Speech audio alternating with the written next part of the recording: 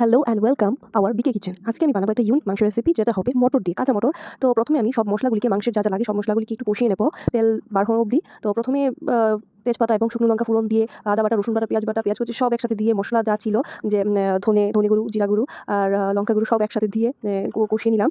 তারপর কষানো হয়ে গেলে এর মধ্যে দিয়ে দেবো মাংস, আলু ভেজে নিয়েছি আগেই, আর কিছু পেঁয়াজ কলি আছে, মটর ভিজিয়ে রেখেছিলাম।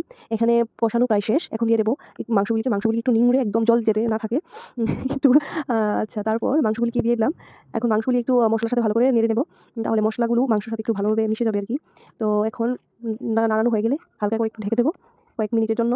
আচ্ছা, আঁচটা একটু কমিয়ে দেবেন যেন নিচে না লেগে যায়। ভালো করে নেড়ে-চেড়ে তারপর আবার একটু ঢাকনা দিয়ে দেবো। আচ্ছা, দেখো তেল একদম ঝাঁকানাকাভাবে উঠছে। আচ্ছা, এর মধ্যে দিয়ে দেবো আলু, ভেজে রাখা আলু। একটু দেখানো হয়নি আরকি, এগুলি ভেজে নিয়েছিলাম আগেই। তো আমি ভাবিনি আজকে ভিডিও করবো অ্যাকচুয়ালি, সত্যি কথা যেটা। আচ্ছা, এখানে দিয়ে দিলাম পেঁয়াজ কলি, মানে টুকরো, টুকরো করে পেঁয়াজ কেটে রেখেছিলাম।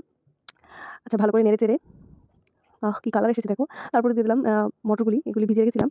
তো ভিজানোর দরকার নেই, মানে আমি ধুয়ে ভিজিয়ে রেখেছিলাম আরকি। আচ্ছা, তারপর এগুলি নেড়ে-চেড়ে ভালো করে এরপর জল দিয়ে দেবো। ভাজা হয়ে গেলে বাস, এখন দেখো কালারটা জাস্ট অসাধারণ এসেছে। মানে দেখলেই লোভ আসছে এরকম আরকি। দেখো, আর এটা ভাতের সাথেও খেতে পারবে, পুরির সাথেও খেতে পারবে, রুটির সাথেও খেতে পারবে। আচ্ছা, এর মধ্যে দিয়ে দিলাম একটু ঢাকনা। বাস, এখন হালকা করে আঁচ দিয়ে ছেড়ে এখন দেখো মিট মসলা দিয়ে দিলাম একটু। মিট মসলা না থাকলে তোমরা গোটা গরম মসলা বেটেও দিতে পারো। যার মানে অনেকে মিট মসলা পছন্দ করে, অনেকে আবার গরম মসলা পছন্দ করে। তো যার যেটা পছন্দ হয় সেটা দেবে। বাস, লাস্টে নামিয়ে দেবে। Thank you.